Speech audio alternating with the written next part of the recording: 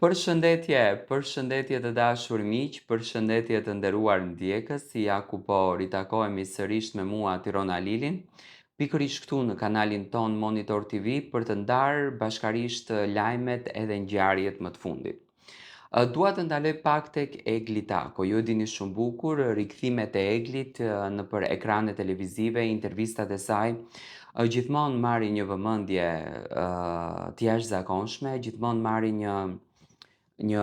vëmendje të qartë se çfarë po ndodh me të,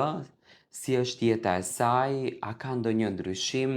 çfarë bëhet me Eglin. Domethënë publiku është shumë kuriozitar në fakt të di për Egli Takon. Egli Tako e intervistuar për herë të parë në Top Arena nga Ed Manushi, pash një respekt të veçantë në fakt për Eglin, nga që Ed Manushi nuk është se ka intervistuar njëri në Top Arena, do me thënë gjithmonë intervistat kanë qenë të bazuara tek Brikena dhe tek Mateo, por tek Egli, si një dhuratë e shenjtë që e ka Top Channel-i, e shikoj që do me thënë e vlerësojnë shumë, e respektojnë shumë, sepse Egli ka ditur të tregoj dhe mirënjohjen, ka ditur të tregoj dhe atë besueshmërinë e saj kundërdrejt një televizioni kaq gjigant me shumë vlera. Intervista ju bë direkte nga Ed Manushi. Ed Manushi me patjetër që kishte përzgjedhur një grup fotografish, kundërto mungonte edhe gjesti.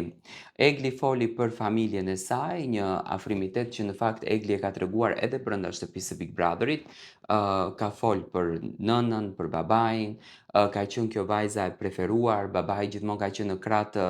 Eglit për të realizuar të gjitha dëshirat, për të arritur në këtë stadi në të cilin është sot, që realisht nuk është një stad i lehtë, është stad i mrekullueshëm,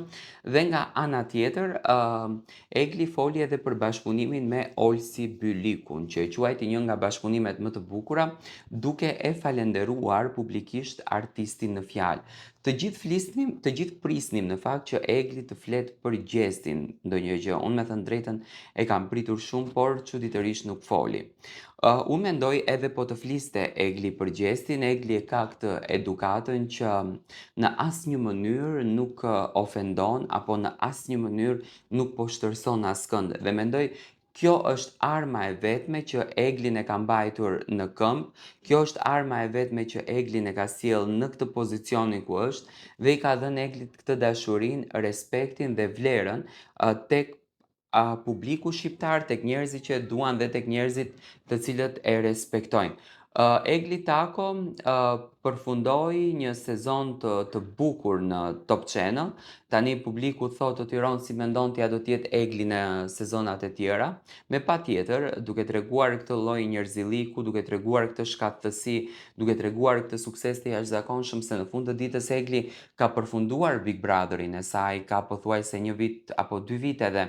të jesh